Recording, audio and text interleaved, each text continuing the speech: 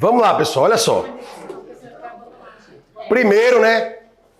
Eu gostaria de agradecer a vocês aí pela presença, né? Esse alimento que vocês trouxeram aí, a gente vai fazer uma doação, né?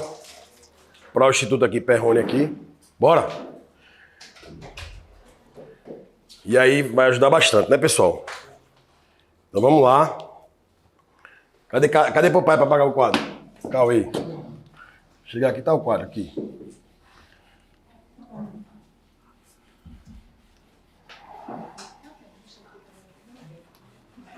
Esse assunto, pessoal, que vocês viram aí durante o dia, né? Claro que certamente aí. Administrativa agora. O material tá por aí, rodando ainda não? Ó, claro, as questões, esse assunto, né, que vocês viram aqui, certamente estará na sua prova, né? Esses assuntos estarão na sua prova, seja hoje é a aula da guarda, né? Mas serve para qualquer concurso aí que exija essas matérias, né, pessoal? Vamos lá. Como os demais professores, né, pelo menos a maioria deles, o que é que eu vou fazer?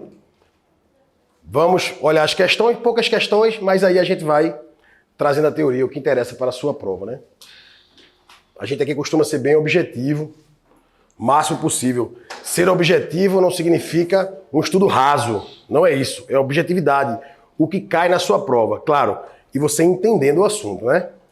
Certo? Vamos lá.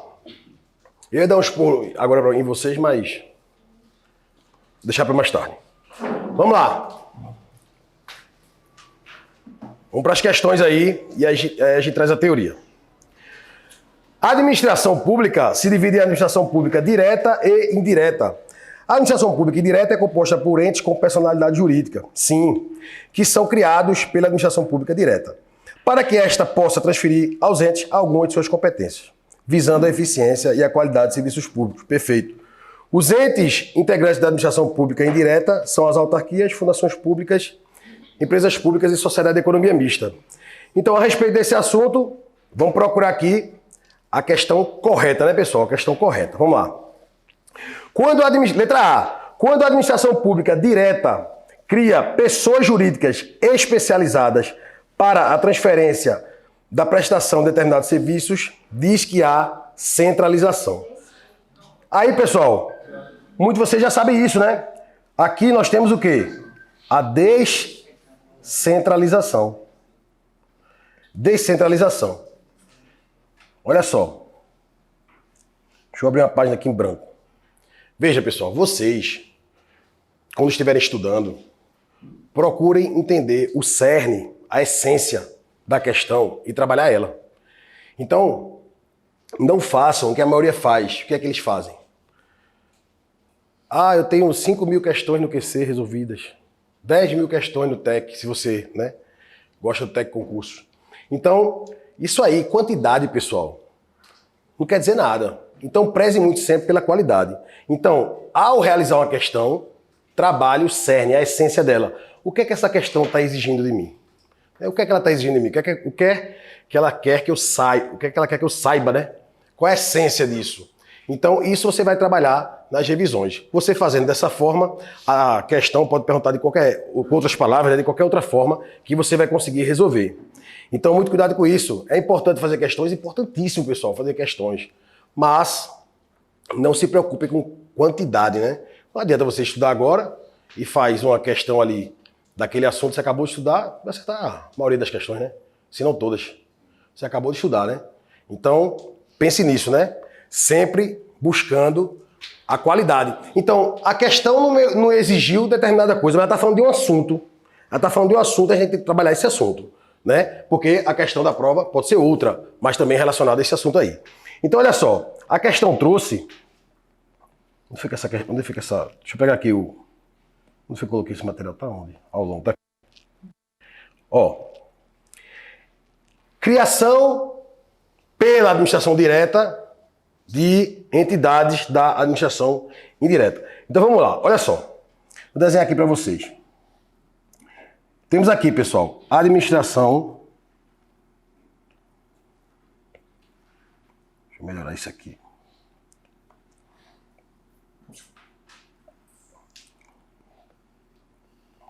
Administração direta. E aí, pessoal, quais são os entes aí da administração direta? Nós sabemos, né? União, estados, Distrito Federal e municípios. Primeira pergunta aqui. Territórios federais. Territórios federais. Ah, Tiago, mas território não existe mais. Mas é possível que venha a existir, né? Territórios federais. Território federal é um ente autônomo? Não, porque ele integra a União. A gente vai chamar, pessoal, essa criação de territórios federais de descentralização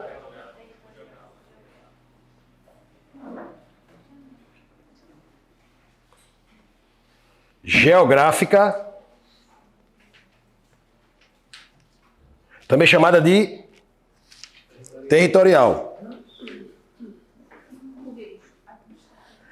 Então, em sua prova, se você ler essa expressão descentralização geográfica ou territorial, criação de territórios federais, certo?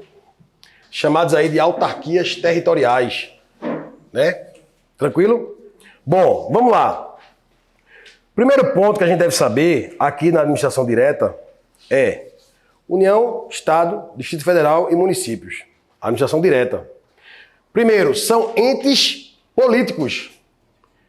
Você, ao escutar essa palavra ente ou entidade, na sua cabeça, você já deve pensar assim. Entidade ou ente significa que tem personalidade jurídica. Essa é a grande diferença de entidade para órgão, né? Órgão, nenhum possui personalidade jurídica. E as entidades possuem. Essa é a diferença, né? Diferença entre órgão e entidade. Entidade possui personalidade jurídica, muitas vezes de direito público, outras vezes de direito privado, mas possui personalidade jurídica. Órgãos, nenhum possui, não há exceção. A gente vai ver aí a chamada personalidade judiciária, né? A capacidade de um órgão adquirir direitos e obrigações, capacidade de estar em juízo. Isso é outro assunto, isso é outra coisa. Personalidade jurídica, órgão não possui. Personalidade judiciária, alguns podem possuir. Então, a administração direta. A administração direta, pessoal, é criada por um fenômeno. A gente chama isso de quê? Direta, não direta. Ela é criada por um fenômeno. Descentralização. Pessoal, eu estou falando entidades da direta. Descentralização. Boa. Descentralização política. Então, claro, né? O que cai mais em prova é a descentralização administrativa. Mas cai também a chamada descentralização política, que é a criação aí dos entes da federação. Tranquilo? Hã? A administrativa é a criação da indireta, ou a gente vai ver aí também a transferência de execução para particulares, né? Tranquilo aí, pessoal? Descentralização territorial geográfica, criação de territórios federais, autarquias territoriais. Descentralização política, os entes da federação, criação desses entes. Tranquilo? Beleza. Aí olha só. Quando um ente desse aqui, perceba, quando o ente aqui, União, Estado, DF ou município, ele quer tirar do centro é descentralizar. Descentralizar é tirar do centro. Ele não quer exercer aquela atribuição. Ele quer atribuir isso a outra pessoa jurídica. Então, ele se utiliza da técnica da descentralização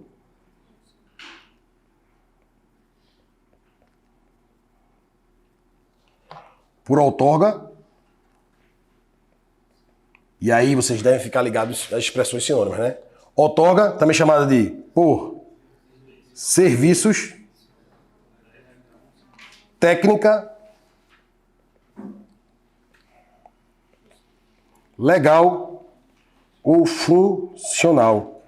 Não sei qual é a expressão, qual é a palavra que vai cair na sua prova, né? Tudo isso aí, expressão sinônima, certo? Então, descentralização, a letra tá feia, né? Descentralização por outorga por serviços técnica, legal, funcional. O que é isso, descentralização por outorga? A criação das entidades da administração indireta. E na administração indireta, pessoal, aqui,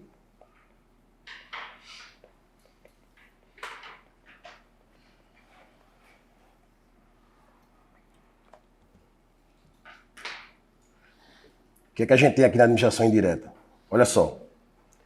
Autarquias, fundações públicas, empresas públicas e sociedades de economia mista. Essas duas últimas, chamadas de estatais. Você escutar essa palavra aí, estatais, estatal, a gente tá falando de quê? Empresa pública e sociedade de economia mista, certo? Beleza. Eu falei entidades da administração indireta. Entidades da administração indireta. Se eu falei entidades, você vai pensar o quê? Possui personalidade jurídica. Tranquilo. A gente vai ver aí, né? Autarquia é uma pessoa jurídica de direito público. As demais são pessoas jurídicas de direito privado. Tem uma exceção aqui, mas aí o segredinho aí, a questão deve trazer expressamente, né? A fundação pública, na verdade, ela pode ser de direito público ou de direito privado. Se a questão não mencionar nada, você vai trabalhar com o quê? Pessoa jurídica de direito privado. Tranquilo? Se a questão mencionar fundação pública de direito público, você vai tratar ela como o quê? Autarquia. Tanto é que é chamada de autarquia fundacional ou fundação autárquica. Tranquilo? Então veja.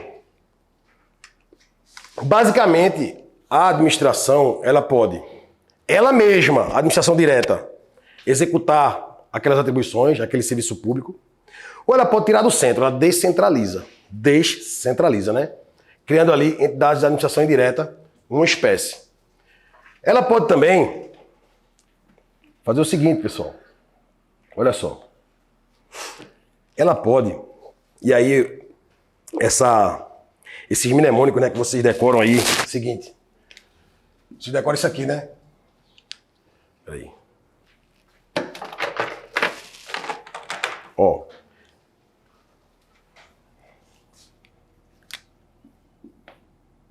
Vocês decoram assim, né? Ó. Deixa. Esse mnemônico do Instagram, né? Mnemônico do Instagram. Aí você cria a entidade, não é isso? Veja, isso aí, eu digo que é parcialmente correto. Parcialmente correto. Porque esse bizu de criação de entidades, que é a diferença de descentralização para desconcentração, criação de órgão, né? CO, né? E CE é criação de entidades. A gente não vai aplicar aqui, por exemplo. Olha só. Aqui, olha a canetinha. Aqui, pessoal, ó, eu tenho concessionárias,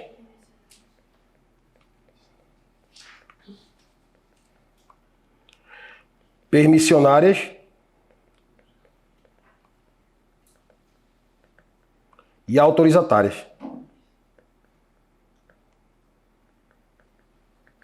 Aqui eu vou chamar de descentralização também. Aqui também é uma descentralização. E na sua prova pode vir descentralização por colaboração, por delegação ou contratual. Essa última, menos cobrada.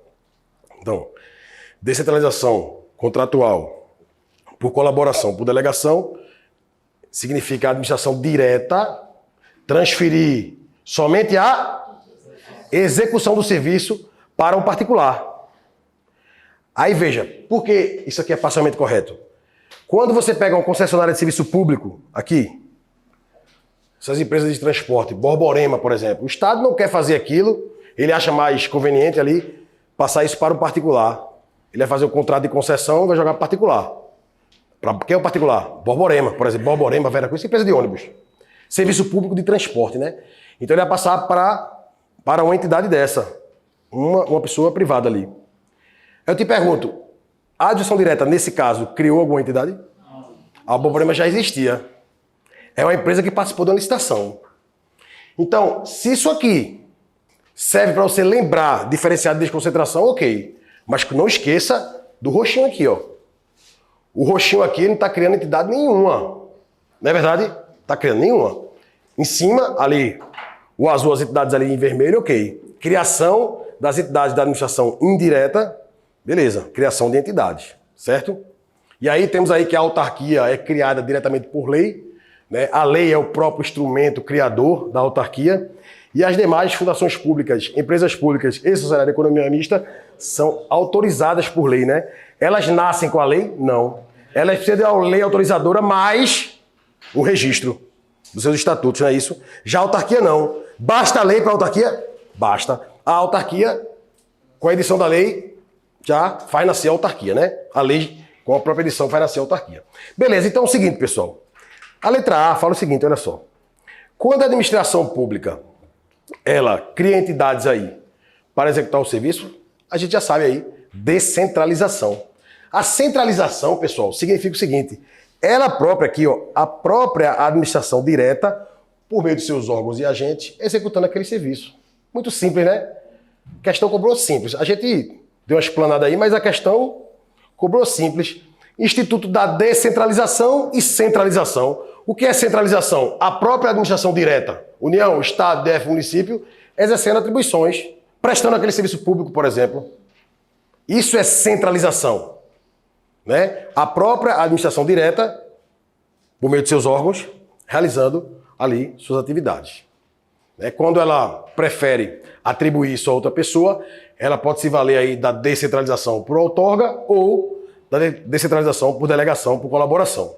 Tranquilo? Então, basicamente, pessoal, olha só. O que é que a gente deve saber? Ó, na prova desenho, você está treinado?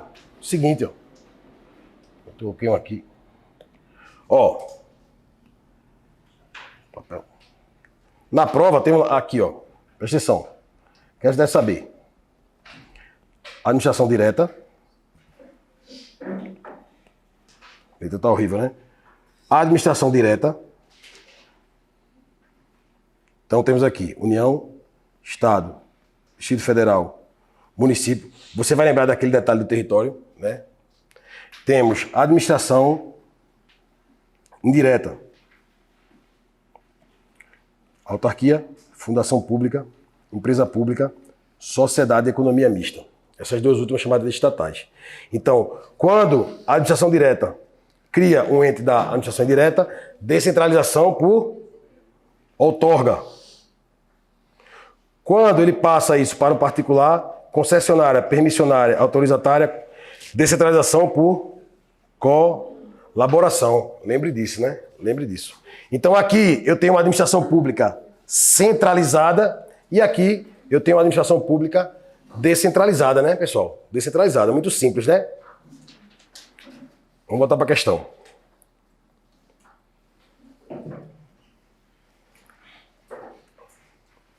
Então, simplesmente aqui, descentralização. B. Existem duas espécies de descentralização. A descentralização política...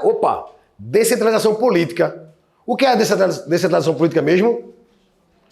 A criação dos entes da federação, né? Temos ali a União, vai ocorrer a descentralização. União, Estado, DF, municípios. Verdadeiro, né? Até aqui verdadeiro, né? Descentralização política e a descentralização administrativa. Exatamente. Descentralização administrativa, pessoal, que vai se dividir em duas. Descentralização administrativa por outorga, criação das entidades da indireta. Autarquia, fundação pública, empresa pública, sociedade de economia mista. Descentralização por colaboração, que vai ser concessionárias, permissionárias e autorizatárias. E aí você sabe que eu não estou criando ninguém, né? Só estou passando o serviço lá. Beleza. Continuando. A descentralização administrativa se dá quando a pessoa descentralizada possui autonomia para a execução de suas atividades, com possibilidade de elaboração de suas próprias leis, possui a legitimidade que decorre da própria Constituição. Tá verdadeiro ou falso isso aqui? Quem é que sabe essa? Falso, por quê? Pessoal, esse conceito que ele trouxe aqui, esse conceito que ele trouxe na letra B, né? Possui legitimidade que decorre da própria Constituição. Isso aqui é a descentralização política. Certo? Ele está falando da descentralização política. Legislar. Legitimidade que decorre da própria Constituição. Isso é a descentralização política. Perfeito? Vamos lá, para a letra C. A descentralização ocorre quando a distribuição de competências é feita de maneira inteira, ou seja, dentro da mesma pessoa jurídica. Pessoal, quando eu tenho uma entidade,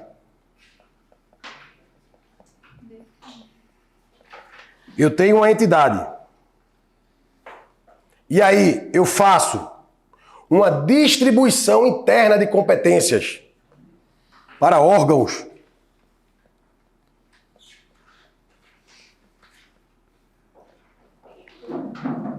Como é o nome desse fenômeno aqui? Perfeito. Desconcentração. E tem aquele bizuzinho, né? CO aqui, ó. Criação de órgãos. Cuidado. Na sua prova virá criação de órgãos ou distribuição interna de competências.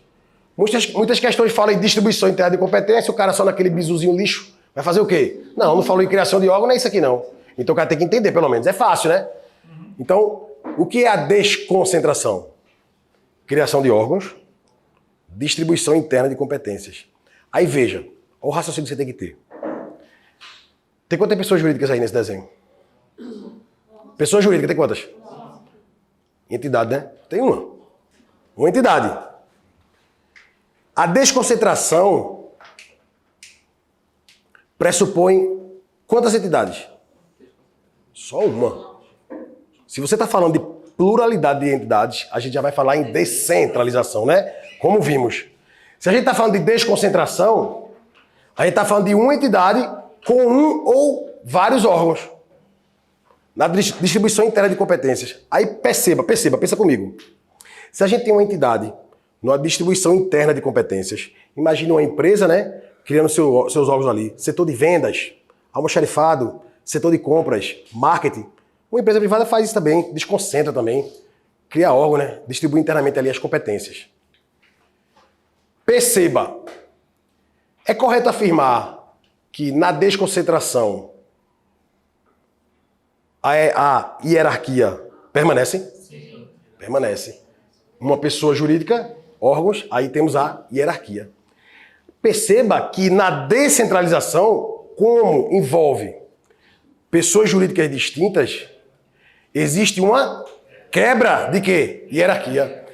Tanto na descentralização por outorga, que é a criação das entidades da indireta, quanto na descentralização por colaboração, que você passa a execução para uma pessoa privada, temos pessoas jurídicas distintas, né? De um lado, por exemplo, a União é uma pessoa jurídica de direito público. De outro lado, uma autarquia. De outro lado, uma empresa pública. De outro lado, uma sociedade de economia mista. De outro lado, uma fundação. Como temos pessoas jurídicas distintas, aqui tem hierarquia? Não. Nem aqui e nem na descentralização por colaboração.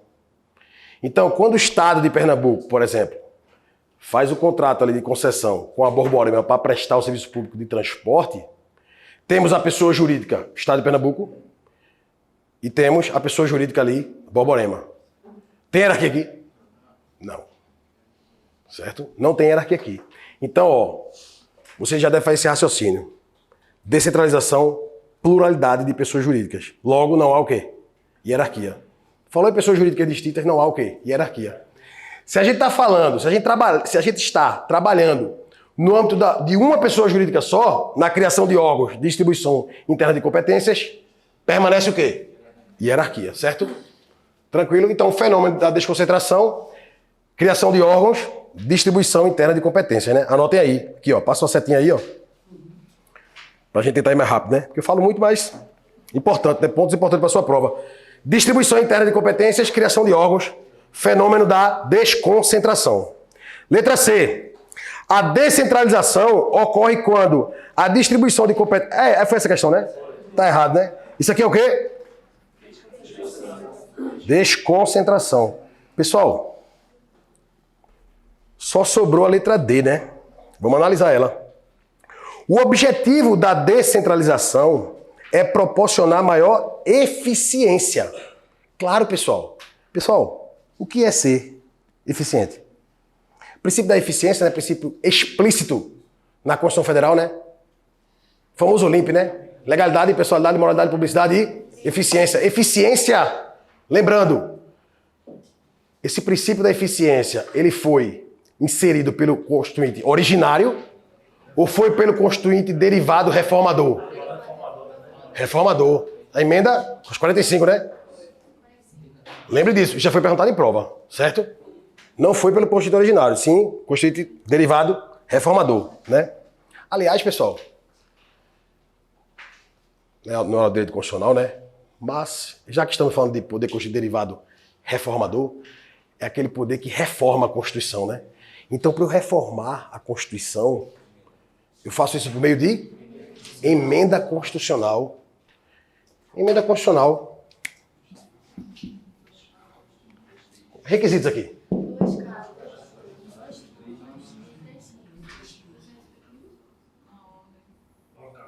Duas casas. A minha, tua? Não. Câmara dos Deputados. Aproveitando, tem quantos deputados aqui? Aproveitando, né? Senado Federal. 2 turnos de votação. Eles votam de novo. 2 turnos. Vê como é difícil aprovar a emenda. No mínimo, a maioria qualificada, né? 3/5. É por isso, pessoal, que nossa Constituição, por muitos doutrinadores, é classificada como super rígida. Porque a nossa classificação da nossa Constituição é rígida, ela é rígida. Por que é rígida? O processo para alterar ela é dificultoso. É esse processo aqui, né? Muitos doutrinadores chamam ela de super rígida porque nós temos as famosas cláusulas pétreas. Artigo 60, parágrafo 4º. O que são cláusulas pétreas? Ó, eu estou invadindo aqui o constitucional, mas tem a ver, né?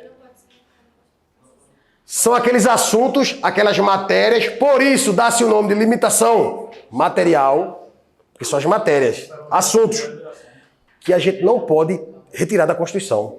Então, uma proposta de emenda constitucional tendente, ou seja, com a intenção de abolir alguma dessas cláusulas pétreas, não será objeto nem de deliberação, ele nem conversa sobre isso. Vai decorar na prova aqui para melhorar, pode? Não, né? Ele só está falando que não pode abolir. É claro que for somar ali pode. Então isso é óbvio, pessoal. Não precisa decorar isso. Então vamos lá. Forma federativa do Estado. Forma de Estado, federação. Pacto federativo. Vínculo de indissolubilidade. Um Estado pode se retirar do Brasil para constituir um país? Não. Por conta disso aqui. Princípio da separação dos poderes. São poderes independentes e harmônicos entre si, legislativo, executivo e judiciário. Você estuda em constitucional funções típicas, funções atípicas, né? Beleza. O voto. Pessoal, vocês tiveram aula aqui de direito político, né? O voto no Brasil é obrigatório? É obrigatório. Obrigatório. A regra é essa, obrigatório. Lógico, a gente tem o voto facultativo, né? O voto é obrigatório. Mas ele é cláusula pétrea? Não. Cláusula pétrea é voto direto, secreto, universal e periódico. Cuidado, o voto é obrigatório, mas ele não é uma cláusula pétrea. E direitos e garantias individuais. Coletivos não. Individuais, certo? Cláusulas pétreas. Pétrea vem de pedra, né? É aquele núcleo rígido que não pode ser abolido da Constituição. Por esse motivo, alguns doutrinadores dizem, né, que nossa Constituição é super rígida. Esse é o motivo dela ser rígida e esse é o motivo dela ser super rígida, né? Tranquilo. Então, veja. Isso é porque eu falei princípio da eficiência, não foi? Princípio da eficiência, pessoal. Você já tem na questão aí, né? Mas interessa na sua prova, não interessa. E se liga na redação. Você fica com repertório para redação. Ah, mas tema geral, não importa. Olha, redação pode ser o tema que for. Tudo está na Constituição. Claro. Tudo. Coloque logo artigo 1º, inciso... Não é sócio de Vaplu? Fundamentos da República? Soberania, cidadania, dignidade da pessoa humana, valores sociais, trabalho, livre iniciativa, pluralismo político, não é? Pode falar de Maria da Penha, violência contra a mulher, meio ambiente, você vai dizer o quê? Princípio da dignidade da pessoa humana. Previsto onde? Artigo 1º, inciso 3. Só se de. Foi logo com esse dedo, ó, feito assim. Entendeu? Então, perceba, na redação, pessoal, seja qual for a prova que você vai fazer, a banca, ela quer conteúdo, viu? Você só fica He-Man, você fica nesse negócio de He-Man que decorar esqueleto. Esqueleto é importante e é. Mas você tem que ter conteúdo, viu? Você tem que ter conteúdo. Fique só, a palavra é bonita. Tu acha que a banca quer saber disso? Outro sim. Você... Cuidado, conteúdo na redação, né? Só a prova exige redação. Na prova da guarda tem, né? Polícia Federal, Polícia Rodoviária Federal, Polícia Civil, né? A regra é essa, né? O avaliador fica com raiva. Nada obstante, ele vai olhar assim, esse cara quer aparecer. Quer saber a perguntinha se ele respondeu lá em cima, né? Mas vamos lá. Então veja, pessoal, o princípio da eficiência ali trazido pelo Constituinte derivado reformador, né? A emenda 45, eu acho. A emenda 45. O que é ser eficiente? É você chegar ao mesmo resultado com menos esforço. Menos esforço. Gastando menos. Seja menos energia, seja menos dinheiro. Você gasta menos energia, você chega ao mesmo resultado. Isso é você ser eficiente, né? A gente pode executar um trabalho. Você pode demorar 10 dias ou demorar 5. Chegou ao mesmo resultado. Quem foi mais eficiente? Eu. 5 dias. Veja, quando a administração direta descentraliza para um ente da administração indireta, ela está trabalhando com especificidade. Ela vai criar, essa autarquia aqui vai fazer isso aqui, ó. Essa empresa pública, ela vai prestar esse serviço público, ela vai explorar essa atividade econômica. Então ele quer ser específico. Em tudo na nossa vida, pessoal, quando a gente trabalha com especificidade, nós ficamos melhores. Nós somos mais eficientes, né? Mais eficientes. Então, é claro que, perceba, o princípio da eficiência na prestação de serviços públicos, né? A descentralização visa isso, que se dedicarão de forma específica àquela finalidade, né? Claro, eu vou criar ali uma empresa pública, por exemplo, uma empresa pública federal prestadora de serviço público, Correios, né? Ele vai trabalhar ali com carta, né? Entrega ali, então vai ficar específico, né? Beleza, o princípio da eficiência, tranquilo, a resposta é a letra D, né? Vamos partir para a próxima. 2. A partir da descentralização, as atividades não são executadas pelos órgãos do próprio ente político, a administração direta, mas por entidades pertencentes à administração indireta, sim, né? Na descentralização por outorga. Autarquia, fundação pública, empresa pública, sociedade de economia mista. Ou por particulares. Justamente, pessoal. Quem são os particulares? Concessionário, permissionários e autorizatários. É a descentralização por colaboração, também chamada por delegação. Então, perfeito isso aqui, né? Perfeito isso aqui. Contrato, também chamado de contratual, né? Tranquilo? Então, pessoal, você tem que estar treinado, né? Descentralização na sua cabeça. Alguém lhe perguntar, certo, tá falando de qual? Política, você já sabe. Territorial e geográfica, você já sabe. A administrativa também, se divide em duas. Por outorga, por colaboração. E você deve lembrar dos sinônimos. Outorga, também chamado de funcional, técnica, por serviço ou legal. Por colaboração, também chamado de contratual ou por delegação. Certo? Cuidado com isso aí. 3, vamos lá. Durma não, viu? Durma não. Eu sei que vocês estão cansados, né, pessoal? Cansados, né? Mas faz um esforço aí. Vamos lá. Ele quer incorreta, né? Fica muito ligado nisso na prova, ó.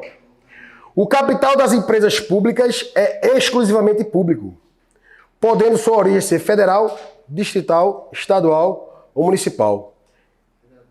Verdadeiro, né, pessoal? Olha só. Vamos fazer o seguinte aqui. Ó. As estatais. Tá abrindo isso aqui por quê, velho?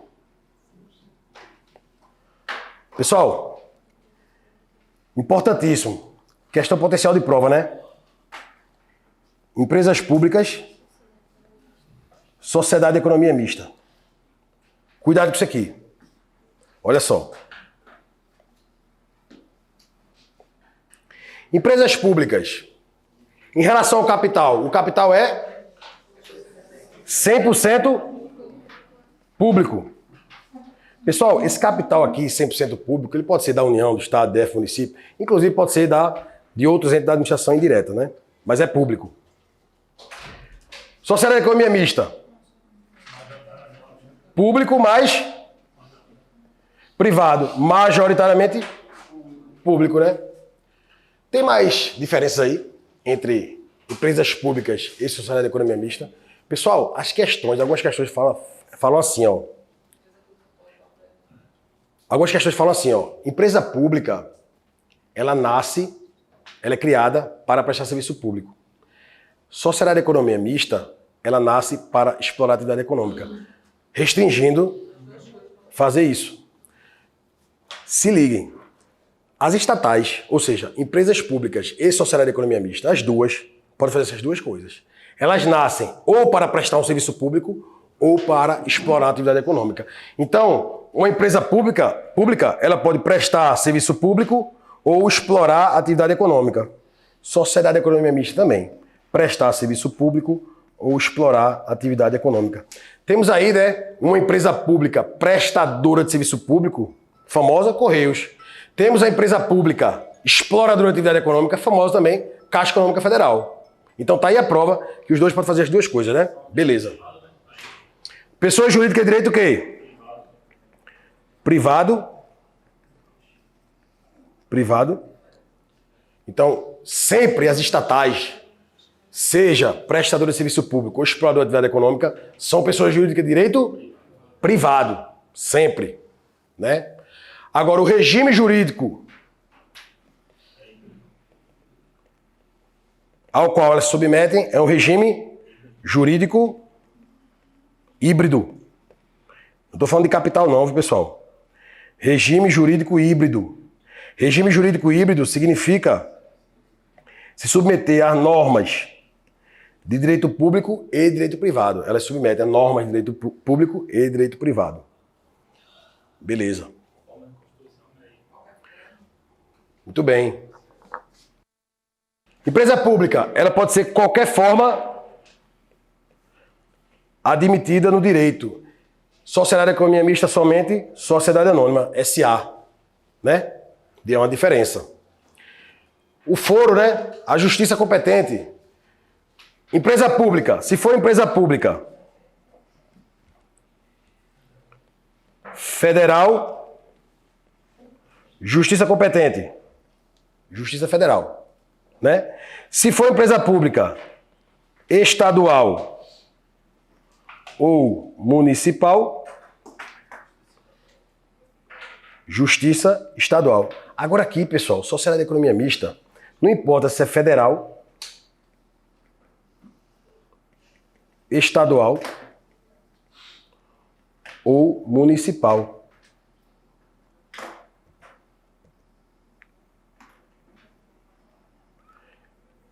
A justiça competente é a justiça. Então, se você resolve praticar um furto ou um roubo, né, ao Banco do Brasil. Banco do Brasil é o quê? Sociedade de economia mista. Uma sociedade de economia mista federal.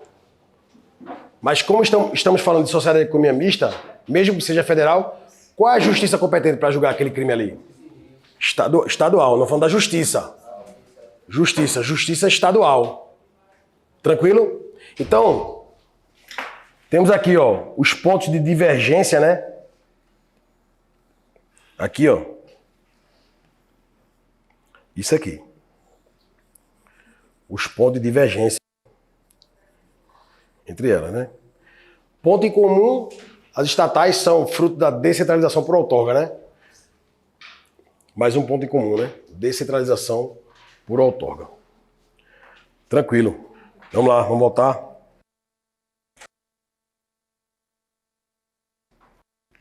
Então, esse capital, né, de empresas públicas, exclusivamente público, isso aqui está certo. Empresa pública é pessoa jurídica de direito privado. Sim ou não? Empresa pública é social e economia mista. Sempre pessoa jurídica de direito privado. Tranquilo. Criada por lei mediante proposta do presidente da República. E essa questão agora? Quem é que sabe? E aí? Quem é que sabe essa? Pessoal, a gente falou isso. Entidades da indireta. Autarquia, fundação pública, empresa pública, social e economia mista. Desse rol, qual é criada diretamente por lei? Autarquia. Empresa pública criada diretamente por lei? Não. Ela precisa de uma lei autorizando, mas ela precisa do registro. Então, o erro da questão. Criada... Ela é autorizada por lei, né? Ela é autorizada por lei, pessoal. Autorizada. Então, esse é o nosso gabarito, já que ela quer errada, né? Ela quer errada, né? Hã? É, porque ele pega do DL, do decreto-lei lá, aquele 267, porque a gente fala muito do Poder Executivo Federal. Então, se for, tá certo assim, se for do Poder Executivo Federal a proposta do Presidente da República, o erro da questão seria dizer que ela é criada certo? As demais da indireta são autorizadas por lei. Então, pessoal, tem que ficar ninja nisso. Perguntar a você, quando é que nasce uma autarquia? Com a mera edição da lei. Se perguntar a você, quando é que nasce uma fundação pública, uma empresa pública, uma sociedade de economia mista? Você vai dizer, com o registro dos estatutos. Autorizando a criação. Mas não só isso. É a lei autorizando a criação mais o registro. Então, fundação pública, empresa pública e sociedade de economia mista nasce com o registro, certo? A autarquia nasce diretamente com a lei. Beleza. Vamos prosseguir. Ah, não. Onde? Não, a autarquia é pessoa jurídica de direito público, né? Então, tem que trocar ali a autarquia. Ah, tá. Você queria deixar assim, a autarquia é pessoa jurídica de direito público e a lei. Aí beleza, né? Aí ficaria certo, né? É. Agora tem que mudar ali, né? Pessoa jurídica de direito público. Beleza. Ou você pode dizer empresa pública é pessoa jurídica de direito privado, aí tá certo. Autorizada por lei também ficaria correta a questão, né? É. Tem várias formas de consertar essa questão, né? C. As sociedades de economia mista são criadas mediante autorização legislativa. E, além de explorar a atividade econômica, podem prestar serviço público. Tá vendo? As estatais, pessoal, empresas públicas e sociedade de economia mista, primeiro, são autorizadas por lei. Lei autorizada por... tem que ter uma lei autorizadora, mais o registro. E elas podem prestar... Elas são criadas para quê? As estatais? Prestar um serviço público ou explorar a atividade econômica. Então tá certo aí a letra C, né? Isso aqui tá certo. A maioria do capital das sociedades de economia mista é público. Temos isso verdadeiro. Público e privado, mas a maioria sendo público, né, pessoal? Pessoal, lembre de uma coisa também, ó. Essa descentralização, tudo que a gente estuda em descentralização, né? Isso aí pode ocorrer em âmbito federal, estadual, municipal ou distrital e em qualquer poder da República. É normal no Poder Executivo, mas há questões falando sobre descentralização no âmbito do Poder Legislativo. Pode? Pode. Descentralização no Poder Judiciário. Pode? Pode. Então, cuidado com isso aí, né? Não é uma coisa normal se perguntar, mas tem que ficar ligado. Vamos lá. Paramos aí um pouco em organização administrativa, né? Nossa intenção não é esgotar o assunto, claro. Tem muita coisa pra gente ver, né? Vamos aí para atos administrativos. Vamos lá. A série alternativa que corretamente descreve a forma de extinção do ato administrativo decorrente da inobservância de condição essencial para dar continuidade a determinada situação jurídica. Qual é a resposta aqui? Cassação. Então, pessoal, perguntar assim, ó. Você está aí na sua roda de estudos, né? Você pergunta para o seu coleguinha, ei, o que é no âmbito do direito administrativo, em relação a atos administrativos, o que significa cassação de um ato administrativo? O que é que você vai responder? Você vai responder que a cassação ocorre Quando aquele particular descumpre obrigações. Ele descumpre. Isso é cassação, né? Ó, inobservância de condição, né? É a cassação. Pessoal, vamos ver aí que a anulação de atos administrativos, né? Por motivo de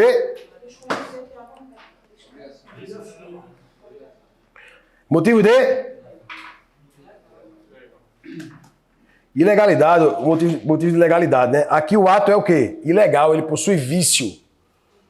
Um vício, se ele é insanável, ou seja, se não dá para consertar, a administração vai ter que anular. Ou o Poder Judiciário, desde que provocado, né? Revogação. O que acontece com a revogação? Tem vício no ato? Não. O ato é legal, porém ele é inconveniente ou inoportuno. E aí o administrador vai se utilizar do mérito administrativo, né? Conveniência e oportunidade. E aí vai revogar esse ato, né? Então, conveniência barra oportunidade, isso aí é o mérito administrativo. Na ilegalidade, a gente vai ter operação ex tunc. Na revogação, ex nunc. Se você bate na testa ou na nuca para lembrar disso, você não passará em concurso algum. Né? Isso aqui tá com a porra, não. Né? Ajuda, cuidado. Depois você me diz o resultado da prova. Pega no cara, isso. Ó, e aí, pessoal, o que significa convalidação? Convalidação ou sanatória é você tornar um ato que era inválido, viciado, um ato válido. É consertar o ato. Quais são os elementos? A diferença é que a anulação vem antes e a convalidação vem depois, não é isso? Como? A diferença é que a anulação ela tem que vir antes. Antes de quê? Antes de, ela é retroage, né? Agora, sempre a convalidação, ela vem depois do ato nascer legal. Não, veja. Como é teu nome? André. André, vê só. Como é que essa dúvida? Porque se ela... Não, tranquilo. Os dois, ó, perceba. De cara já vou dizer uma coisa. Tanto na anulação quanto na convalidação, vai operar efeitos ex tunc, ele vai retroagir, certo? Nos dois. Beleza? Vê só. E os dois têm ligação com vício. Vício de legalidade, né? Então vamos lá. Eu tenho um ato administrativo que está viciado, está ilegal. Quais são os elementos do ato administrativo? Competência, finalidade, forma, motivo e objeto. Confie forma ob, né? Você decora aí. Beleza. Aí perceba. Quando, André, né? André, quando esse vício, essa ilegalidade está nos elementos competência ou forma,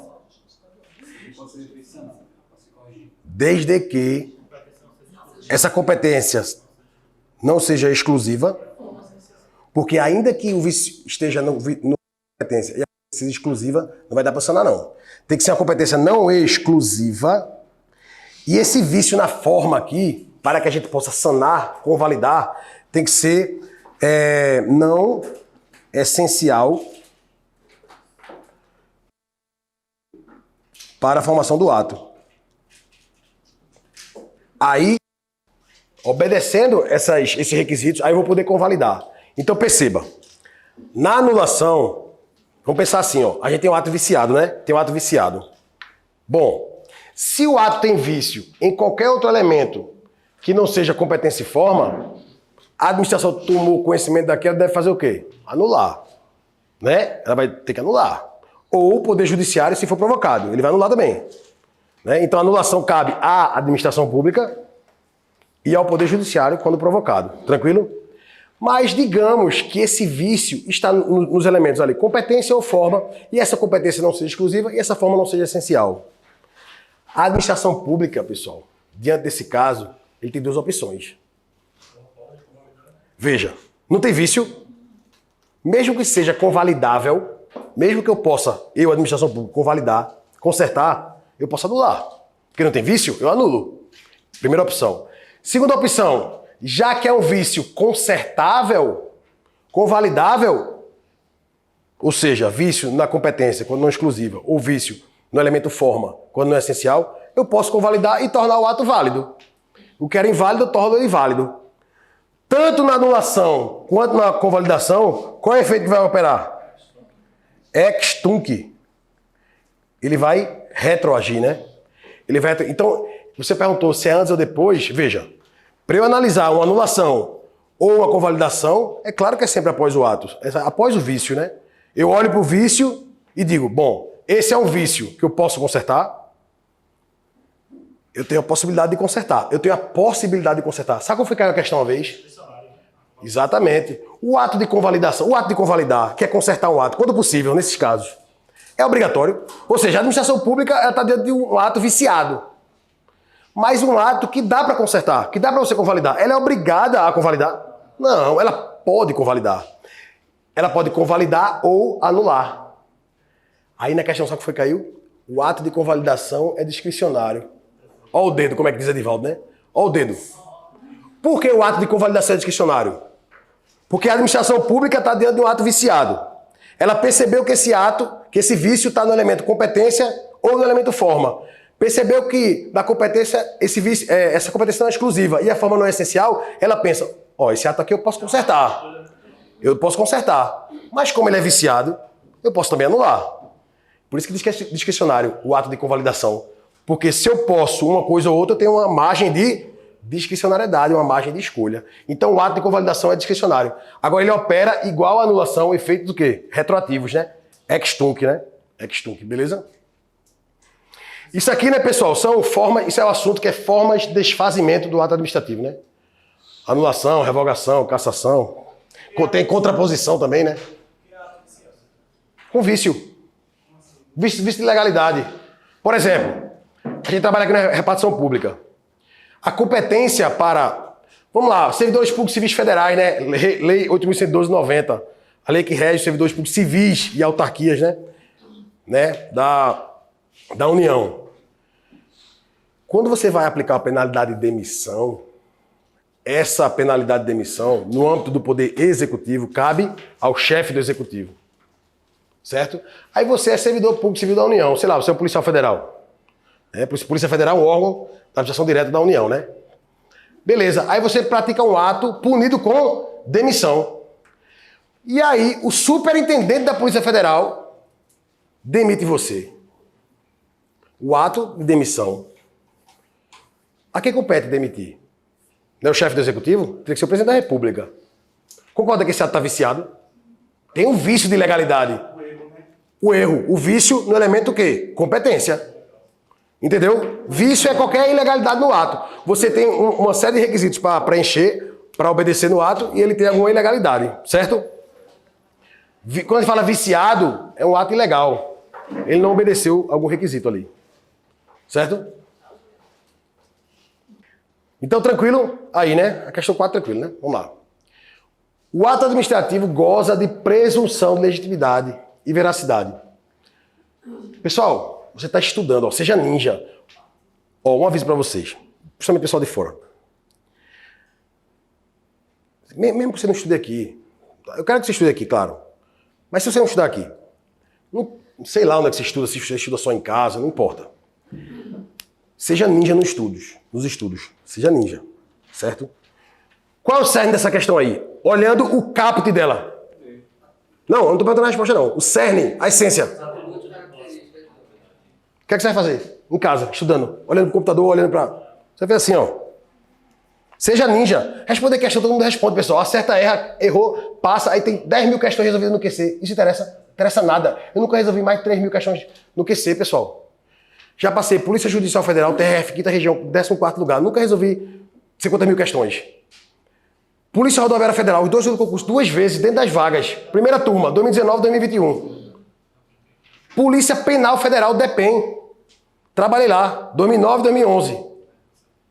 Ministério do Trabalho, mais outro. Eu nunca fiz concurso estadual, né? Polícia Civil, mas não é preconceito, não. Eu nunca fiz porque eu sempre fui querer federais.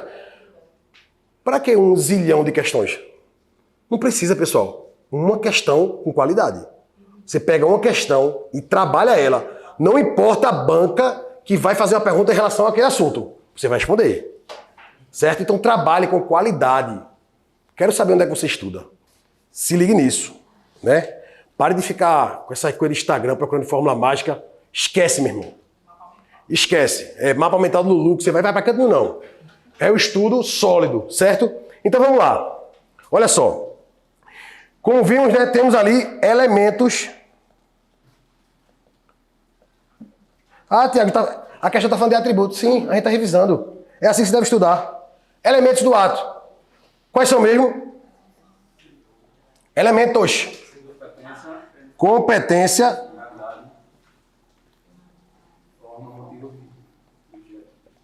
Finalidade. Forma. Motivo. Objeto. Perfeito. Se perguntar, isso é a pergunta básica, né? Ele pergunta elementos e atributos, quer confundir você. Por exemplo, uma questão errada. São atributos do ato administrativo. Competência, finalidade... Está errado, né? Porque senão não são atributos, são elementos. Compõem o ato ali. Agora, atributos do ato administrativo. Atributos. Pessoal, na sua prova, olha só. Atributos. Deixa eu colocar aqui embaixo. Olha só. Atributos. Pessoal, eu consigo dizer que atributos e características são expressões sinônimas? Sim ou não? Pessoal mais velho aí, né? Tipo Bob, pessoal aí nasceu em 1960 e pouco, 50 e pouco aí. Quando olhava a mulher passando na rua, né? Olha os atributos daquela mulher, né? Ele tá olhando o quê? As características, pessoal. Da sua prova pode vir atributos ou características. É vir, não é vir não, viu? Você pode vir. Características. Eu tô querendo deixar você preparado para, né? Você vai errar uma questão por causa de um sinônimo, né? Atributos ou características. O que é que vai fazer aqui? Pate, né? Adianta saber pate se não souber o conteúdo. Esse P aí é o quê? Presunção de legitimidade. Aí calma. Não, calma. Isso aí minha filha sabe falar isso aí, ó. Pate, é sócio de Vaplu, Mari, né? Precisa de significância. Isso é besteira. Eu quero saber o seguinte. Presunção de legitimidade barra veracidade. Esse P, né? O que é que significa isso? Tem que saber o que significa. Saber o que é só... Você tá raso. O que é que significa isso aí? Por que eu tô falando isso, pessoal? Aprofundando de forma necessária? Não, pessoal. Eles vão ficar trocando. Nas questões eles vão trocar. Veja. Presunção de legitimidade barra veracidade. O nome já está dizendo. Você tem que se ligar no nome. Nomenclatura. Presume-se que o ato administrativo é legal, verdadeiro. Exatamente, André. Quem deve provar que o ato é ilegal é o particular. Hã? Presunção iuris tantum. Iuris tantum, exatamente. É uma presunção o quê? Relativa. Presunção absoluta iuris é de iure, né? Iuris tantum é uma presunção relativa. A prova de que o ato é ilegal cabe ao particular. A gente chama isso de inversão do ônus da prova, né? Inversão tantum, iuris tantum. Quem é que fala tantum? É tantum. Iuris tantum, é assim, ó. Iuris ou juris tantum. Agora, se a expressão é tantum aí, eu não sei, né? Esse latim aí, não sei. Mas escreve assim, tantum, né? Ou seja, iuris tantum significa o quê? Uma presunção relativa, ou seja, não é absoluta. Se fosse absoluta, era iuris et de iure, né? Mas se ligue, presunção de legitimidade barra veracidade é que uma vez o ato administrativo editado, presume-se que ele é o quê? Que está dentro da legalidade, que ele é verdadeiro, que ele é legal. E essa presunção, né, chega lá ao particular. Cabe a ele, se ele achar que é legal, provar isso aí. Inversão do ônus da prova. Aí tem que saber isso. Beleza. Presunção de legitimidade. E esse A? O que é que significa? Auto-executoriedade é muito fácil memorizar isso. Olha o nome, André. Auto-executório. Significa que, com esse atributo aí, a administração pública pode, em regra, não é todo caso, em regra, ela mesma executar. É um ato auto-executório. O que é que na sua prova vem isso aí? É a administração, a possibilidade de a administração pública realizar determinado ato sem precisar de autorização de quem? Do Poder Judiciário. Forma direta e indireta. Boa, de forma direta e indireta. Vamos lá? Isso aqui é importante, autoexecutoriedade. Acho que isso aqui vai ajudar a gente a resolver a questão lá na frente. Autoexecutoriedade.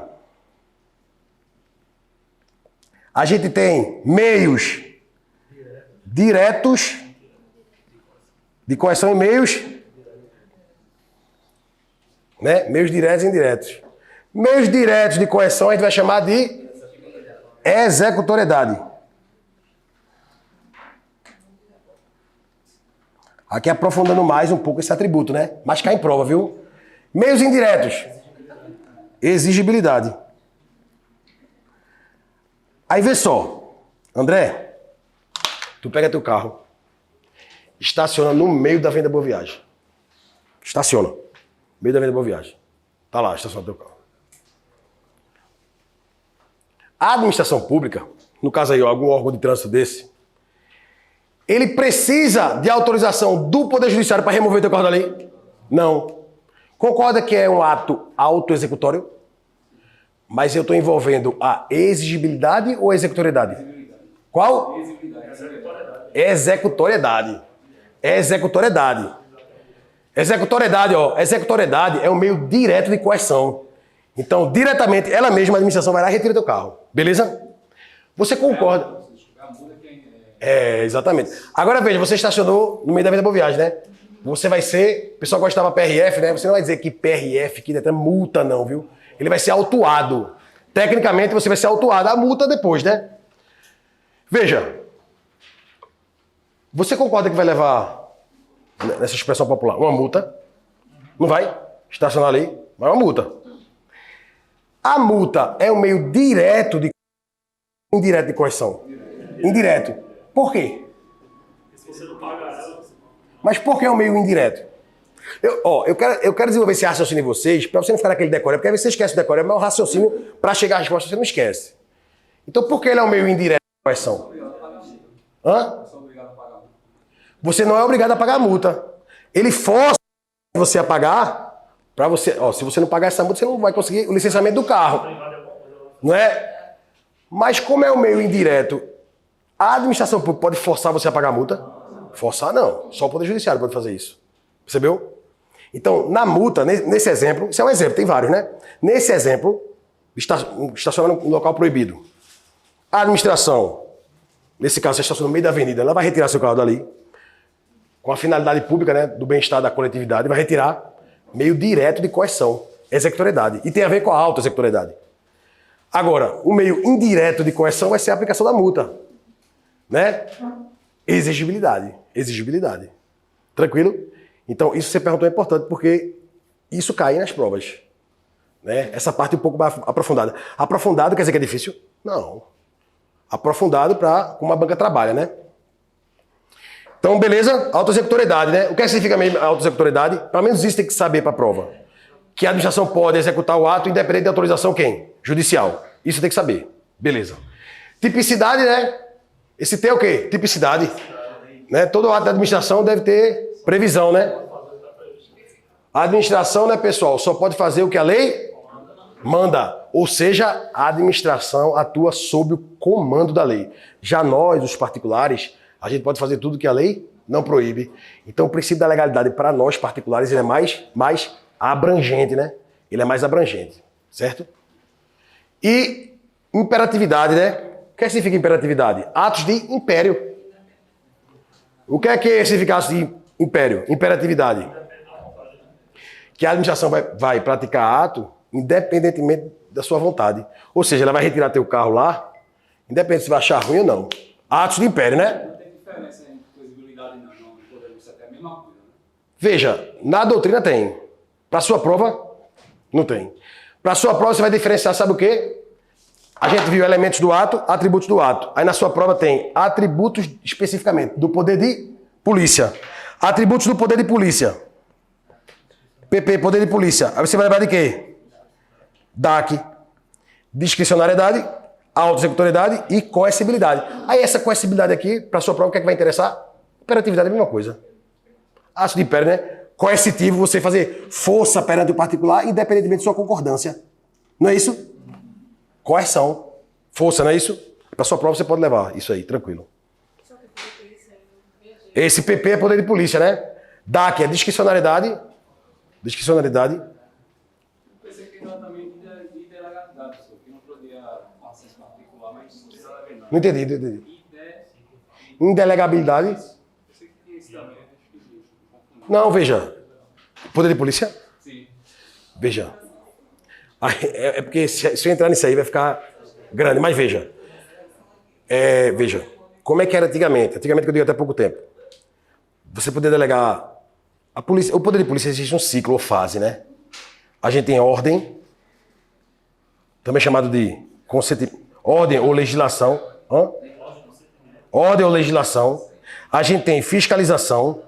A gente tem sanção. E a gente tem consentimento. Isso chama-se ciclo ou fase de polícia. Lógico, está falando de polícia administrativa, estou falando da polícia militar. Claro que a polícia militar tem poder de polícia, a polícia civil tem poder de polícia, mas está falando de direito administrativo. Então, aqui, como era antigamente, eu posso delegar o poder de polícia para particulares?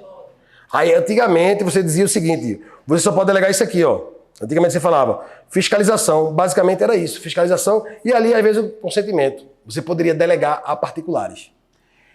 Isso aí é novidade. Como é que é hoje? Se perguntar a você, é possível que o Estado delegue a particulares o poder de polícia? Você vai responder assim, ó. Vê a pergunta. Essa é a pergunta boa, viu? Isso cai em prova. É possível a delegação do poder de polícia a particulares? Você vai responder assim, ó. Sim. Você vai dizer sim ou ponto ou sim vírgula? Vírgula. Desde que... Aí vamos lá. Requisitos. 1. Lei. Esse particular, não é qualquer particular não. É um particular integrado da administração indireta. Peraí, acabei de estudar. Qual é o particular integrante da administração indireta? Fundação pública, se a questão não fala nada. Autarquia. Autarquia é pessoa de direito privado? Não, autarquia é direito público. Fundação pública, de direito privado, né? Empresa pública social da economia mista. Essa entidade direta, ela deve trabalhar em regime o quê? Não concorrencial. Não concorrencial. 4. Pode explorar atividade econômica? Tem que ser o quê? Quando você olha esses requisitos aqui, ó, lei, entidade indireta, atividade não concorrencial e prestação de serviço público, você vai enxergar logo quem aqui? Uma empresa pública ou uma sociedade de economia mista prestador de serviço público. Mas aí tem mais um requisito. O capital deve ser majoritariamente o quê? Público. Sociedade de economia mista, o capital é majoritariamente público. E empresa pública. É 100%? É mais ainda, né? 100%. Então, para quem isso aqui foi feito? As estatais, empresas públicas e sociedades de economia mista. Então, André, é possível que o poder de polícia seja delegado para particulares? Você vai dizer sim, vírgula. Desde que? Esse requisito aí. Aí pode. E outra, pode toda a fase de polícia. Toda. Inclusive a sanção. Certo? Uma pergunta boa, aprofundada aí, mas é bom. Isso é bom. Isso cai em prova, viu? Vocês têm hora para chegar? Não. Tem hora, né?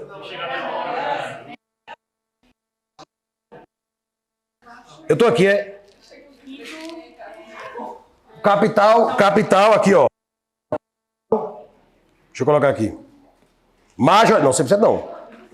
Majoritariamente público, né? Às vezes eu não escrevo aí, pessoal, mas eu tô falando, vocês anotam aí, né? Rapidinho, né? Isso aqui é a questão dessa tá na prova de vocês, pessoal. Seja qual for o concurso que você vai fazer. Vai estar uma questão aqui na prova. Tá, todas as aulas de hoje, né? Sempre tá. Vamos lá. Tá acabando. Tem quantas questões aí? 14. São 14, é? Então vamos acelerar, né? Vamos acelerar. 12, porra. É porque eu não me aguento não, velho. Foda. Vamos lá. Pessoal, vê só. Analisa comigo. Mas ó, eu sempre digo aqui, a gente tem que se preocupar com a qualidade, né? Então, assim, para passar de qualquer jeito, manda mensagem. Ah, deu tempo não, pronto. Aí tu manda mensagem no WhatsApp pra mim. Eu vou te responder. Eu mando um vídeo pra tu. Vamos lá. Manda a dúvida, eu mando um vídeo pra tu. Ou responde áudio, eu escrevo. Qualquer jeito. Ó. Perceba o comando da questão. O comando. Ato administrativo goza de presunção de... O que significa presunção de legitimidade barra veracidade, pessoal? Perceba, como é. Você tem cuidado na prova, ó. Lê a letra A. Pode o ato administrativo se impor a terceiros, independentemente de sua concordância. Pessoal, isso aqui tá certo. Mas é esse princípio aqui? É esse atributo aqui? Não. Isso aqui tá certo, mas que atributo é esse? Hã? Imperatividade, pessoal. Você tem que se ligar no seguinte, ó. Vixe, Maria. Ó. Você tem que se ligar. Essa letra A existe. Existe. Mas não é o atributo da presunção de legitimidade, mas sim o da imperatividade, entendeu? É isso que eu digo a vocês, ó. Você tem que saber o conceito, porque ele vai ficar trocando os conceitos. Ele vai ficar trocando entre si ali os conceitos. Tem que saber o conceito de cada um. Certo? Não vai saber o que é PAT. Ah, presunção de legitimidade, autossectoriedade. Não. O conceito de cada um, porque ele vai ficar trocando. É só isso que ele faz. O assunto é muito fácil. O que é que ele vai fazer? Trocar conceitos, né? Beleza. Uma vez imposta, a obrigação pode ser exigida mediante coação indireta. Quando a gente fala de coação indireta e indireta, a gente viu, foi a pergunta dele, né? A gente está falando de quê? Coação indireta, meios indiretos de coerção, exigibilidade, são espécies de que gênero? Auto-executoriedade, não é presunção de legitimidade. Aqui ele está falando de quê? O gênero auto-executoriedade.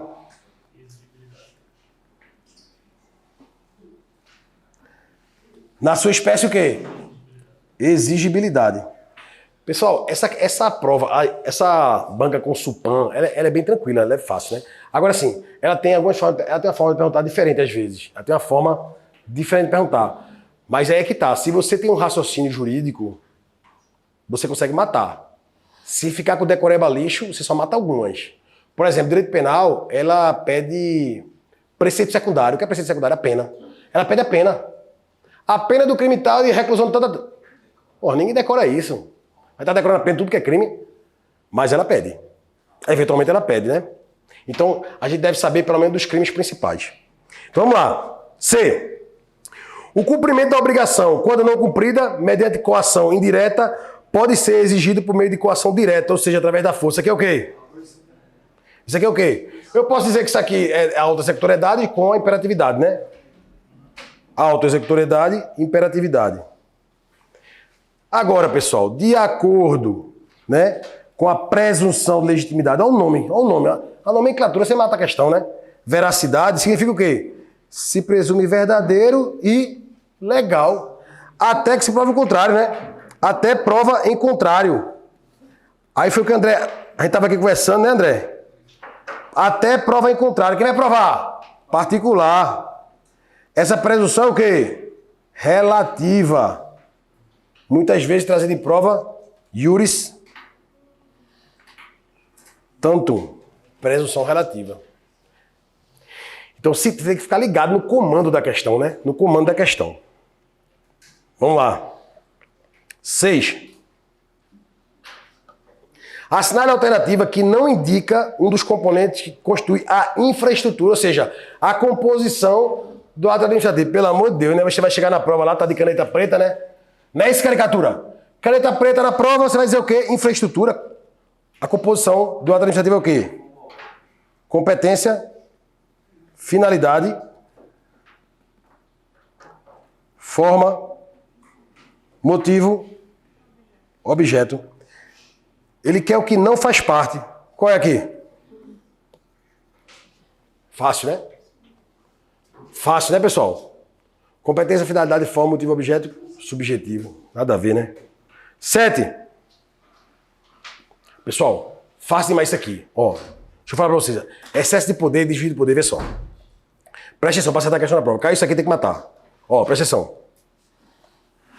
Abuso de poder é gênero.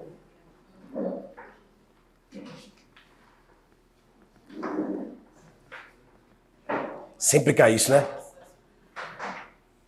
é gênero e temos aqui o quê? Duas espécies. O abuso de poder pode se dar excesso de poder. Boa. Que o vício está na competência. Ou desvio de poder, também chamado de desvio de finalidade. Então, vê só. Abuso de poder é gênero, não é gênero? Você tem que desenhar isso aqui na prova. Porque ele vai dizer que isso aqui é espécie disso. Isso aqui é espécie disso. Não. Isso aqui é o gênero. Ali são espécies. Quando é que ocorre o excesso de poder? Limite de sua competência. Ele extrapola o limite de sua competência. Ou seja, o vício está no elemento competência. No desvio de poder, também chamado de desvio de... Se é desvio de finalidade, o vício está em que elemento? Na finalidade. Aqui, ó, o agente até possui a competência, mas ele atua com fim diverso do previsto em lei. Tranquilo? Se ele atua com fim diverso, o vício está na finalidade, né? Finalidade, certo? Então, tranquilo, é só desenhar isso aqui. Né? Isso aqui, né? Vamos para a questão. Ó, excesso de poder... Ele está dizendo aqui, a questão está dizendo aqui, ó, que a execução do ato com fim diverso. Se ele atuou com fim diverso, ele atuou com desvio de poder e finalidade. Concorda? Então, vamos lá. Desvio de poder ou desvio de finalidade. Tá aqui, ó. Desvio de poder, espécie do gênero abuso de poder. Aí você, pô, vou ver, a questão está dizendo isso aqui, vou confirmar. Então, a questão está me dizendo, a letra C está dizendo que abuso é gênero e eu tenho excesso e desvio. É verdade isso? É verdade isso. Essa aqui é a certa, né? Olha a letra A. Excesso de poder. Já está errado porque foi desvio, né? Espécie do gênero, desvio de poder. Vê o que ele disse, ó. Ele disse o seguinte, ó. Excesso de poder. Ele fez assim, ó. Excesso de poder... Dizendo que é uma espécie, isso aqui seria um gênero. Tá certo isso aqui? Não. Né? Primeiro a questão erra porque não é excesso, é desvio. Seria isso. É desvio de poder, que é uma espécie do gênero o quê? Abuso de poder. Então cuidado com isso aí. Muito simples acertar isso na prova, né, pessoal? Muito simples. Vamos lá. 8. Assinar a alternativa que indica o termo usado para a declaração de invalidação. Olha só, pessoal. Invalidação de um ato administrativo ilegítimo ou ilegal, feita pela própria administração ou pelo Poder Judiciário. Pessoal, diante de um ato ilegal, ilegítimo, a gente vai fazer o quê? Anulação, né? Fácil demais isso aqui, né? Já vimos o que é revogação com validação, né? E essa reversão aqui, no direito administrativo, é estudo a reversão âmbito dos servidores públicos, né? Retorno do servidor estável ao cargo anteriormente ocupado, motivo de decisão judicial administrativa que tirou ele do cargo, né?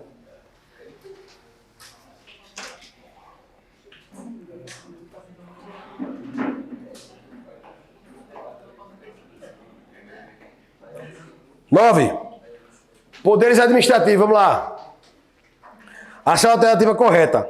O poder vinculado é o poder que a administração tem de praticar atos administrativos com discricionariedade. Pessoal, pode parar aqui. Pessoal, poder vinculado, a gente não há margem de discricionariedade, né? Se o poder é vinculado, todos os elementos, competência, finalidade, forma, motivo, objeto, todos eles são o quê? Vinculados. A margem de discricionariedade, a gente vai observar no poder discricionário. E essa discricionariedade, nos elementos do ato, estão os elementos motivo e objeto, né? Agora, vamos consertar a questão, a gente pode colocar assim, ó, o poder discricionário. Aí estaria certo. B. O poder hierárquico é aquele através do qual a lei permite à administração pública aplicar penalidades. Pessoal, aplicar penalidades, pessoal.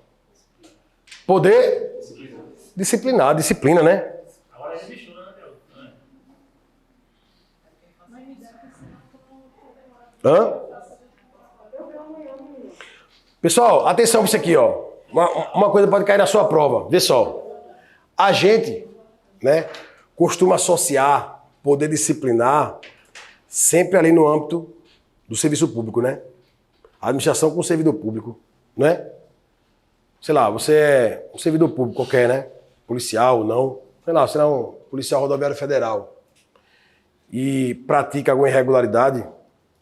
Quando a administração pública vai meter a caneta em você, suspendendo, demitindo, praticando advertência, né? Dando uma advertência ali. Isso aqui é o poder disciplinar. Isso é claro, né? Claro. Mas cuidado. O poder disciplinar não se restringe aos servidores públicos. Você vai levar para a prova o quê? Essa diferenciação, que na sua prova vai cobrar a diferença entre poder disciplinar e poder de polícia. Poder disciplinar e poder de polícia. Para diferenciar isso aí, pessoal, é muito fácil. Olha só. Você vai aplicar o poder... Primeiro você vai esquecer essa coisa que poder disciplinar só restrito aos servidores. Não, é um exemplo. Na maioria, né? Toda vez que a administração pública tiver um vínculo específico com determinada pessoa, eu tenho a presença do poder disciplinar. Então, se a administração pública está aplicando uma sanção a alguém e nessa relação há um vínculo específico, poder disciplinar. Se não houver vínculo, aplicou uma sanção sem vínculo, poder de polícia. Então vamos lá, André, você pega seu carro e passa ali no semáforo, sinal vermelho. Você, particular. Ela vai aplicar uma sanção a você? Uma multa? Você tem algum vínculo específico com a administração? Então, logo está presente o poder de polícia. De polícia. Você não tem hierarquia com a administração, não. Não é isso? Poder de polícia. Beleza? Agora vamos dizer, André, que você não é servidor público. Servidor público está claro que é poder disciplinar. Mas você não é servidor público. Você, por exemplo, lembra lá? Você é dono da Borborema. Você é um particular, dono da Borborema. Você descumpre alguma coisa desse contrato e a administração aplicou a sanção. A pergunta da prova, isso é poder de polícia ou poder disciplinar? Porque tem um vínculo específico. Qual é o vínculo específico? Você tem um contrato com a administração. Percebeu? Você não é servidor público, mas você está submetido ao poder disciplinar. Por quê? Tem que levar para a prova. Vínculo específico. Toda vez que ocorrer um vínculo específico, se você receber uma sanção, poder disciplinar. É por isso que cai uma questão na prova assim, ó. Aluno de escola pública, de uma universidade pública. O reitor da universidade aplicou uma sanção. Ele fez alguma besteira e ele aplicou uma sanção a esse aluno.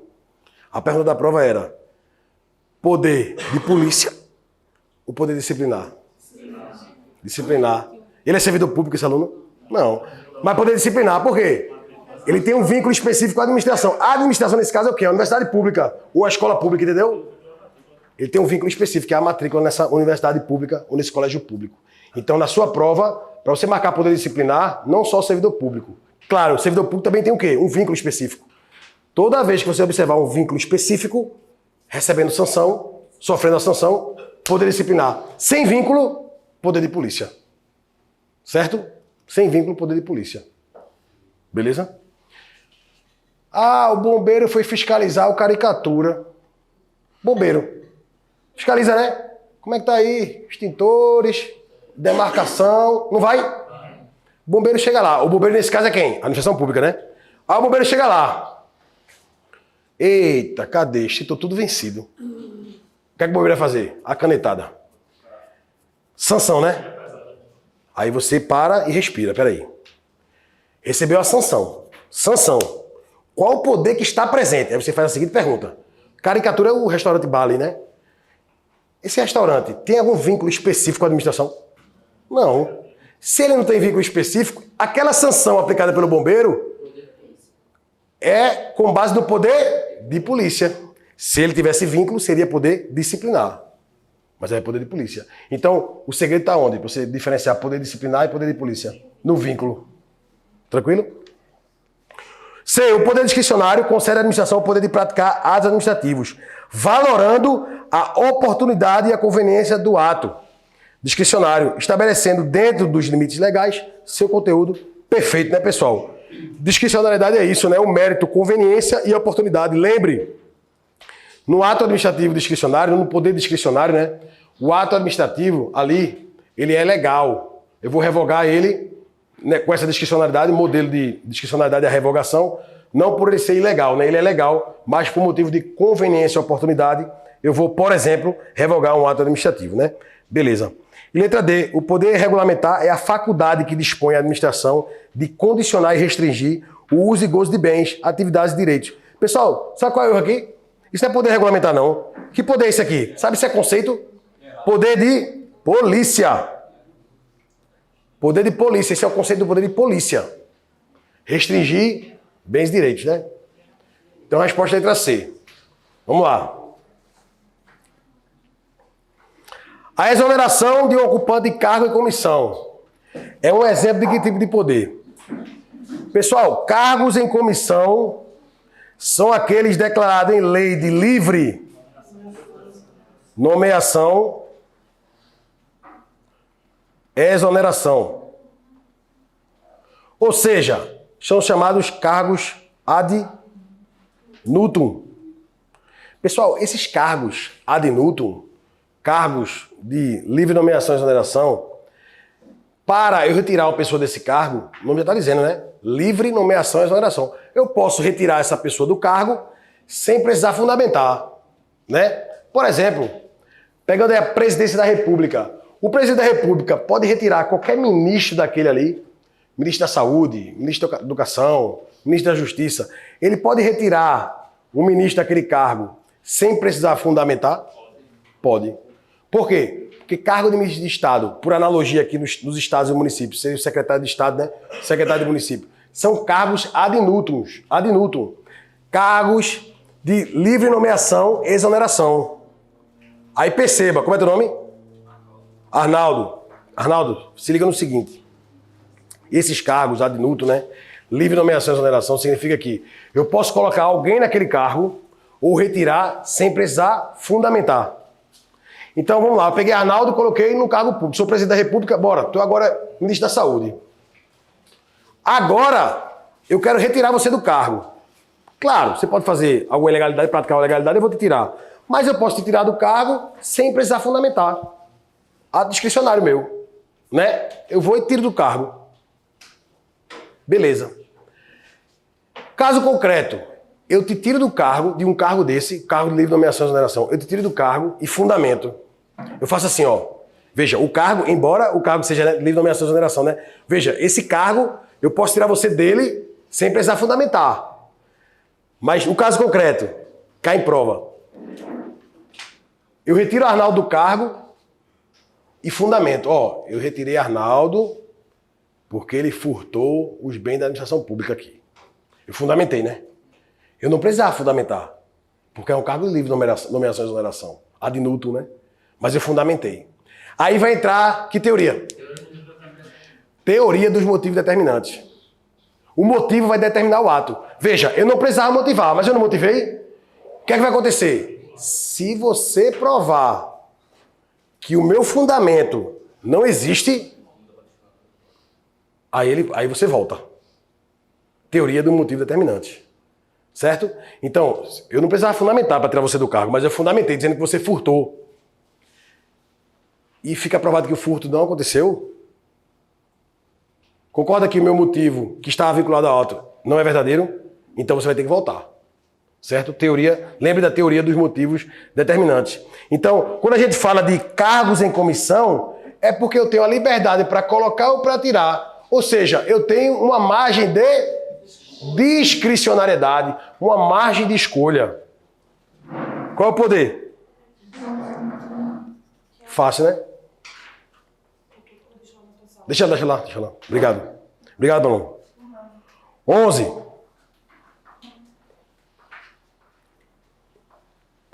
Vamos lá, direto, né? Ele quer incorreta. Responsabilidade civil do Estado. Né?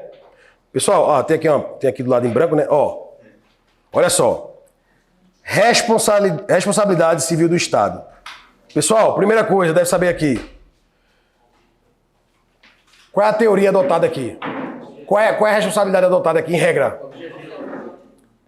A responsabilidade é objetiva. Ok, objetiva. Mas o que é que significa responder objetivamente? Isso aí. Não demanda, não precisa, né? Análise dolo-culpa. Basta o quê? Conduta, nexo causal ou nexo de causalidade e o dano. A responsabilidade, em regra, no Brasil é objetiva por conta disso. Objetivamente, eu não analiso dolo, nem culpa. Elemento psíquico. Conduta, nexo e dano. Beleza? Responsabilidade objetiva. Essa responsabilidade objetiva é baseada em que teoria? A regra. Teoria do risco integral ou teoria do risco administrativo? Teoria do risco... Pessoal, teoria do risco administrativo. O que é que diz essa teoria? Admite o quê? Excludentes. Fujam não, viu? Beleza. Valeu, pessoal. Obrigado aí pela presença aí. Valeu. Valeu, obrigado, pessoal. Excludentes. A teoria do risco administrativo admite excludentes e atenuantes. Beleza, André? Essa teoria do risco administrativo admite excludentes e atenuantes. São excludentes da responsabilidade estatal. Ou seja, não vai ter responsabilidade estatal. Culpa exclusiva da vítima. Caso fortuito, força maior. Culpa exclusiva de terceiro. E como atenuantes, ou seja, o Estado vai ser responsável, vai ser com a obrigação menor, né? O que é que a gente tem aqui? Culpa concorrente da vítima. E aí você pode dizer também culpa concorrente de terceiro, né? Então, cuidado na prova. Se a culpa é concorrente de terceiro, da vítima, a responsabilidade é o quê? Atenuada. Atenuada. Se a culpa é exclusiva da vítima, aí você zera a responsabilidade do Estado. É excludente, né? Então tem que ter cuidado com isso. Beleza? Excepcionalmente, a gente vai adotar a teoria do risco integral. O nome já está dizendo. O risco é integral. Não importa se houve excludente ou atenuante. Não existe isso aqui. O risco é integral. Excepcionalmente a gente adota isso. Excepcionalmente. Ou seja, o que é que diz risco integral? Não vai admitir excludentes nem atenuantes. Ainda que a culpa seja da própria vítima, nesses casos, em vermelho, o Estado vai ser responsável. Mas que casos? Dano ambiental, nuclear e terrorismo a bordo de aeronaves, né? Brasileiras. Hã?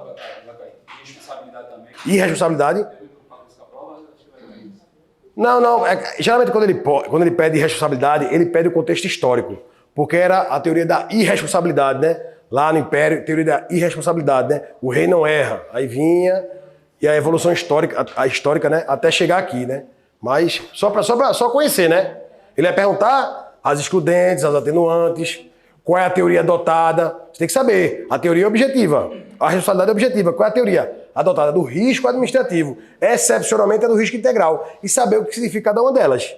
Aí isso é importante saber para a prova, né? É o que ele está cobrando aqui, ó. Olha a letra A. Conduta. O dano e o nexo. Verdadeira letra A, né? Não é isso?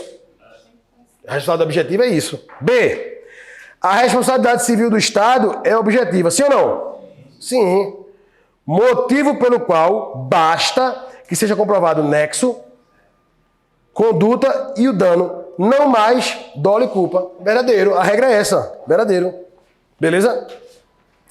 C. As pessoas jurídicas de direito público e as de direito privado prestadoras de serviço público responderão pelos danos que seus agentes causaram a terceiros. Verdadeiro. Pessoal, a letra C tá fazendo assim pra tua cara, André, ó. A letra C tá perguntando assim, ó. Quem é que responde objetivamente? É o que a letra C tá fazendo.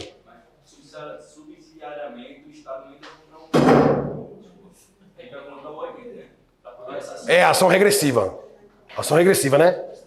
Exato. Ação regressiva. Aí sim, aí não é mais objetiva, é o quê? Subjetiva. Com a gente é. Por que é subjetiva? Tem que saber por quê. Porque eu vou analisar dolo ou culpa.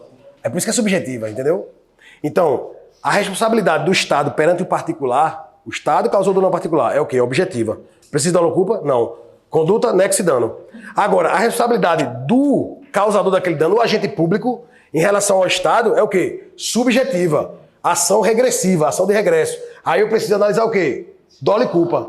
Então é por isso que na ação regressiva a responsabilidade é o quê? Subjetiva.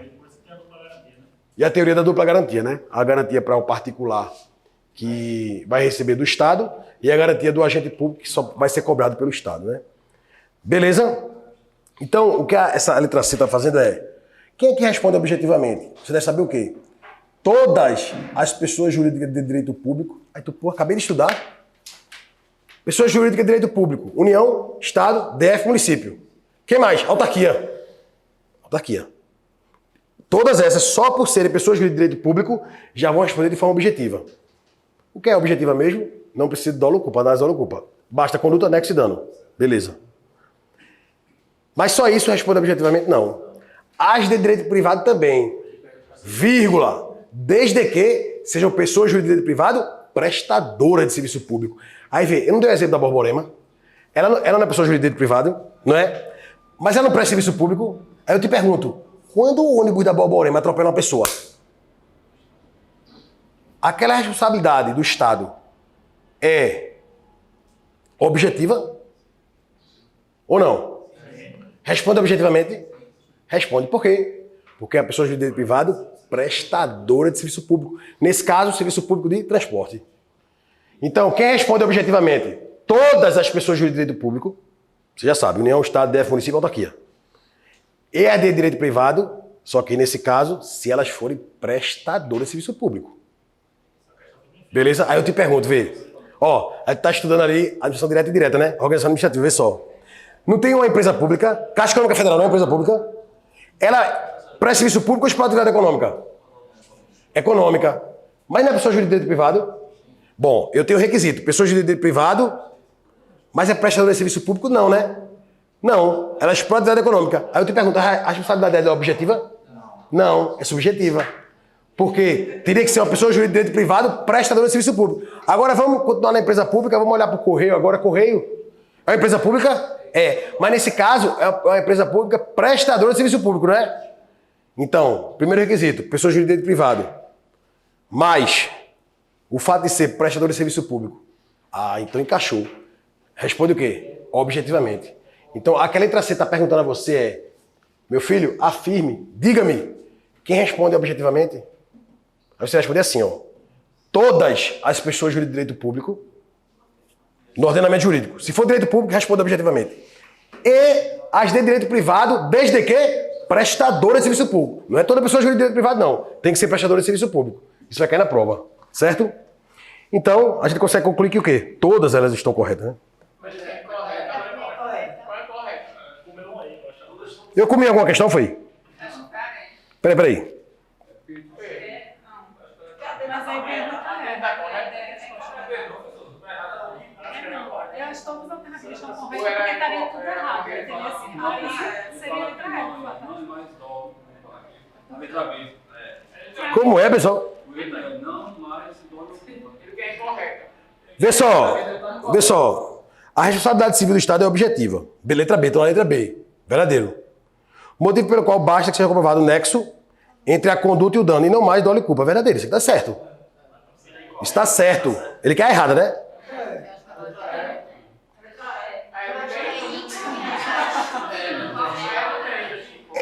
Essa questão deve ter algum erro material, né, pessoal? Todas estão corretas, né? Todas estão corretas. É incorreta também na letra S. Hã? Segundo a alternativa, Eu acho que ele então assim. tá errado. Entendeu? Quê? Meu Deus. Ó, a letra E aqui. É, tipo assim, incorreta. Não, pessoal, isso aqui a gente tem que interessar, porque tá tudo certo aqui, ó. Se não tem gabarito, problema, ó. porque eu acho que é o seguinte, ele quer Eu acho correto. que- Como ele perguntou, todas estão corretas, aí era como se você tivesse dito que estariam todas incorretas. Ao contrário, entendeu? Se ele quis brincar com essa casquinha de banana na hora de matar. Nada a ver. Sei não que loucura foi essa aí, não. Eu sei que eu posso afirmar aqui que todas estão o quê? Não são corretas, né? Faltou a 12. Pulou, né? Vamos lá. 13. Pulou a 12, né? O Judiciário Brasileiro adota a teoria do risco integral para analisar o caso de responsabilidade civil do Estado. Já vimos, né, pessoal? Qual a teoria? Risco integral é excepcional, pessoal. A teoria do risco administrativo. Significa o quê? Admite excludentes e atenuantes. Falso. E a última, né? 14. O direito regressivo da pessoa jurídica de direito público interno contra o responsável causador do dano pode ser constatado exclusivamente por meio de dolo do referido agente, para que possa ser reaplicado. Pessoal, essa ação de regresso, a gente vai analisar dolo ou exclusivamente por meio de dolo, torna essa questão errada. Né? Acabou aí?